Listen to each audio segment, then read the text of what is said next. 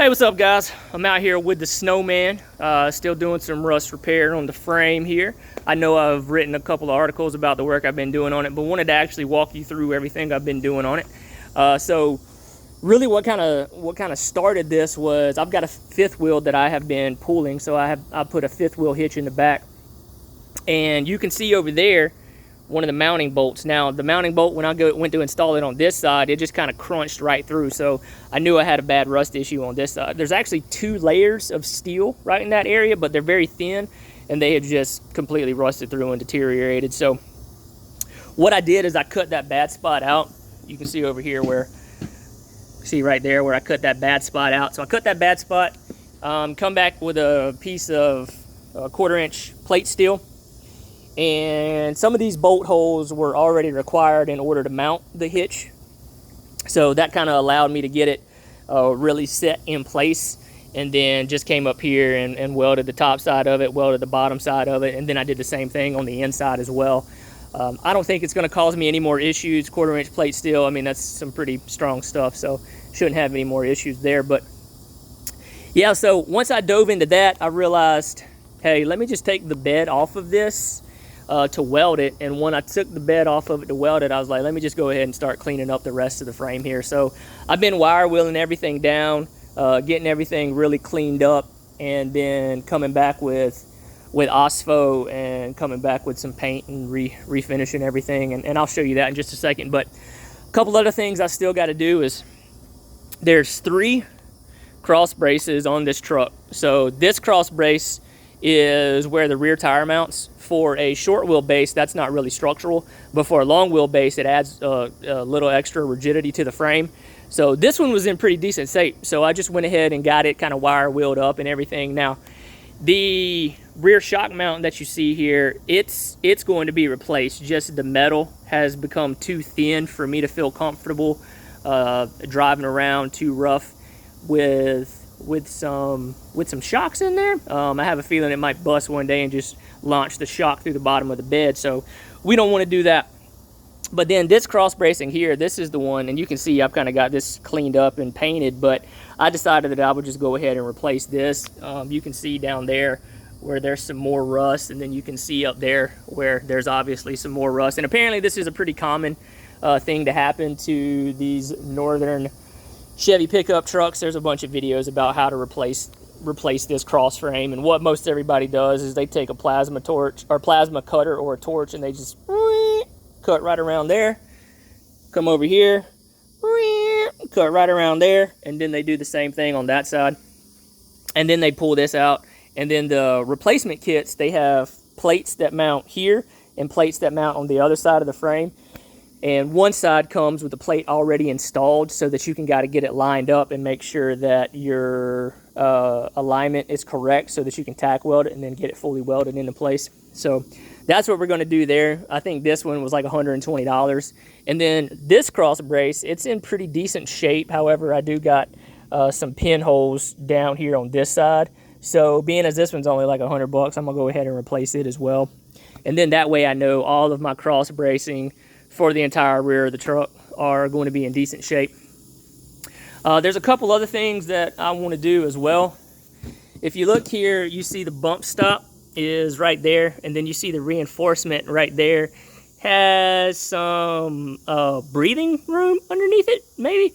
It's not supposed to be that way, so I'm going to get that cut out, and then I'm probably going to take some, I don't know, 1/8 inch, 1/4 inch steel, whatever I've got laying around, cut it down and make me some extra reinforcement there. So if I ever do decide to go Dukes a hazard, jump over a bridge, and somehow compress that shock to hit my bump stop on my axle there, that I won't bend this frame in half. And then the other side, it's the same way. It's got a breathing hole as well. So we're going to get both sides of those fixed. Obviously, you can see exactly where I have done the work and exactly where I have stopped doing the work. Some of this area in here is going to require me to remove the fuel tank. Pretty easy to remove the fuel tank. It's just got a couple of straps, and then you just got to make sure that all of your hoses and everything's disconnected as well. Over here, I've got this side cleaned up, and then this side is still going to have some work here. But you can see this side actually retained a lot more of the factory wax. And some of it is actually in pretty decent shape. Like if you look over here, you can actually see decent steel color, which is surprising, especially since this side over here looks like it does. Now, I don't know why that side looked far worse than this side. Maybe the truck was leaned up on its passenger side in a ditch for 6 weeks, and heck, I don't know. That could have been what happened. And then that side rusted away, and then this side is still in pretty decent shape. You can see here on the lift pump, though, that this needs to be pulled out, cleaned up, possibly replaced. We'll see how that goes. And then all of this is going to get cleaned up as well. I also had a little pinhole right there in my fuel filler neck that I just fixed with a hose clamp. So, you know, we're getting things slowly repaired. That's a process. You know, that's kind of what you have to do when you drive older vehicles. But, you know, I can afford and I can work on a $13,000 Chevy 2500 HD that'll pull my stuff around. I can't afford a $110,000 brand new GMC Denali 2500 HD, although it would be nice to have. Can't afford it, so we buy old stuff and fix it up.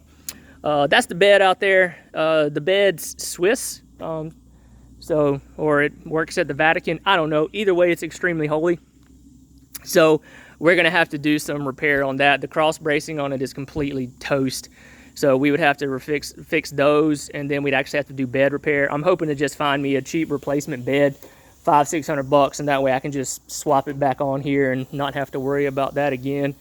You can also see some further of the rust stuff where there was some Bondo repair here just from water coming down and kind of killing that. So yeah, now show you what I've been working with here. So this is the OSPHO treatment that I use on that rust after I get everything clean. And what it does is, let's see if I can find where it tells me what it does here. So it takes iron oxide, which is rust, and then it chemically changes it to iron phosphate. And then it also takes and grows a thin layer of zinc phosphate, which further protects the rust. Oh, I'm sorry, further protects the metal from the rust and further corrosion. So you can use that and then come back with, you know, this is what I'm using right here, some rust stop spray. And you're like, rust on rust stop, you know, whatever. I'm doubling up with the rust killing. So I've got the rust converter, and then I'm going to do the rust stop, and hopefully that'll keep this frame in decent order for many years to come until I can't afford a $120,000 GMC 2500 Denali HD. We'll see how long that takes. But, you know, some other stuff. I've also been working on my baby right here. Had a little bit of rust down there in the, well, not a little bit, quite a bit actually down there in the rocker panel. So every Chevy truck does that. It's just something you got to live with. So I've got that all cleaned up. I put some OSPHO on that as well, and we're gonna get it working again. Right now there's kind of a ventilation system down there on the floor where it blows air up on my feet. So, you know, that's not ideal, but we're gonna get it fixed. So, you know, this one's going on 40. This one just turned 21, so it can drink moonshine like the rest of us can, and that's a great day. So I appreciate you guys tuning in. Appreciate you guys reading our articles on Dirty Shop Rags. Hopefully we'll have more videos coming your way and shoot you some things that you like to see. So we appreciate y'all. Y'all have a great day.